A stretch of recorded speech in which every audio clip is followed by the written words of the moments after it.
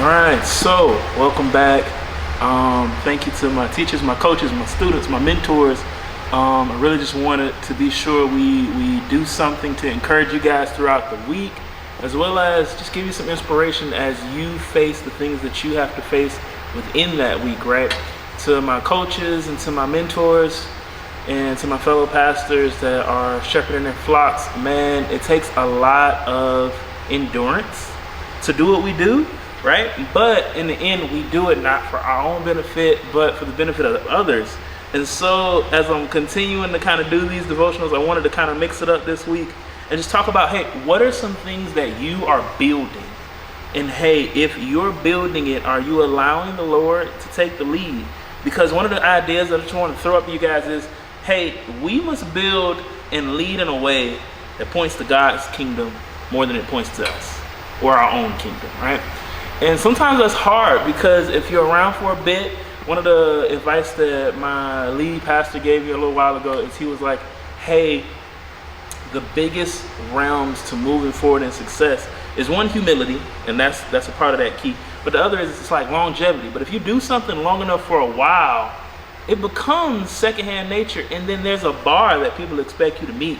And sometimes you can get really stuck really easy in thinking that, hey, I am the person who set the bar. It's about what I bring to the table. Without me, the job can't get done. But in doing that, we miss that piece that he kind of told me about, which is humility. And so while I was thinking about this, I was reading in the book of Nehemiah, and it's talking about how, hey, Nehemiah is rebuilding the temple of God, and the people in which had inhabited the space around the temple when the Israelites get pulled out of Israel and Jerusalem and brought into Babylon, and they get sent back to be able to rebuild this temple, they're upset about what's happening, and they're upset about the fact that, yo, these folks whom had lost this land, vacated this land, they're now about to rebuild.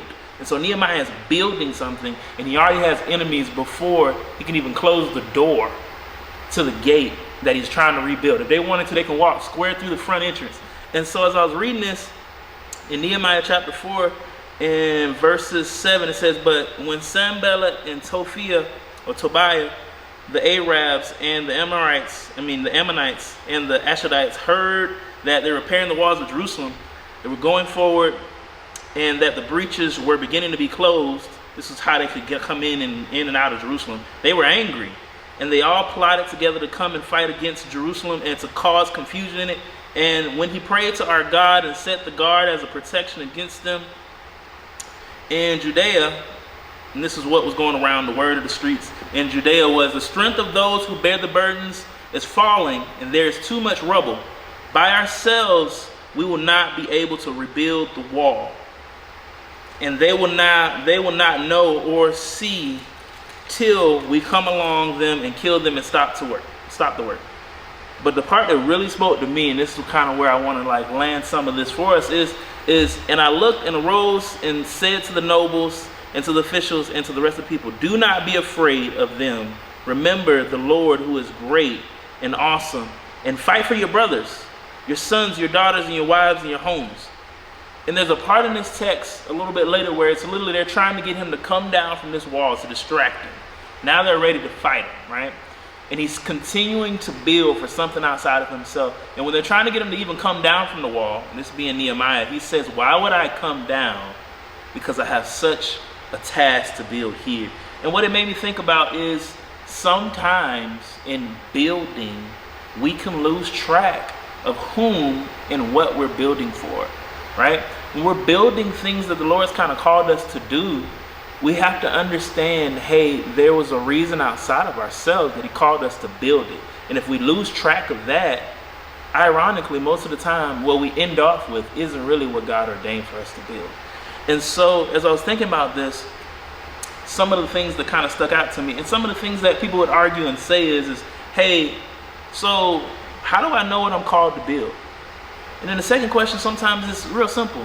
Hey, who's driving me to build it well? Who's driving that hammer? And so it made me think and go back to Jesus. In John chapter 16, Jesus is literally saying, hey, man, he's talking to his disciples and he's like, yo, I need you to understand that I'm about to leave you guys, right? And that you're going to incur issues and struggles while you're trying to take what I've given you, that being the gospel, and you're trying to share it out with other people. Sometimes our coaches or our students, you'll run into issues where they're trying to build their reputation on the court, on the field, based on their skill set, but they don't really understand what's driving the hammer. So every time they run into issues, they're troubled, right? They're going through, they're discouraged. But then if we really think about it, there's always a few moments in which you as a coach or a mentor have a moment to kind of drop a seed and simply say, hey man, so did you think you're going to win every game? Or did you think you're going to score every touchdown or every goal? And it's like, hey man, if you always won, would you be able to really say you learned something? For us as coaches, mentors, pastors, leaders, we have to understand what we're being called to build must outlive us.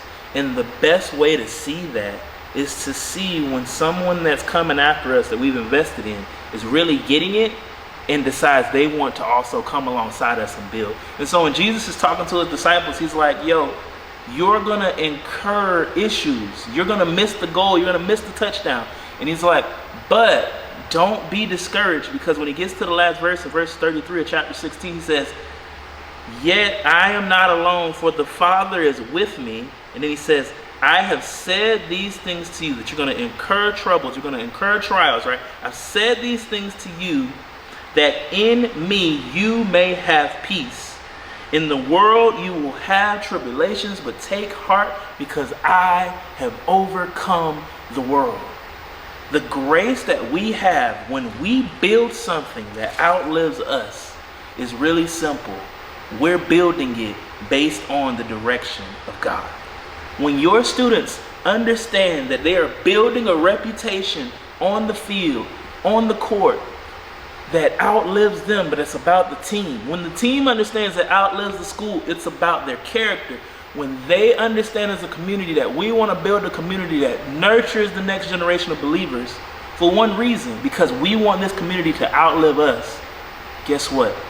It actually gets some roots, and it actually becomes a driving force to the things of God, right?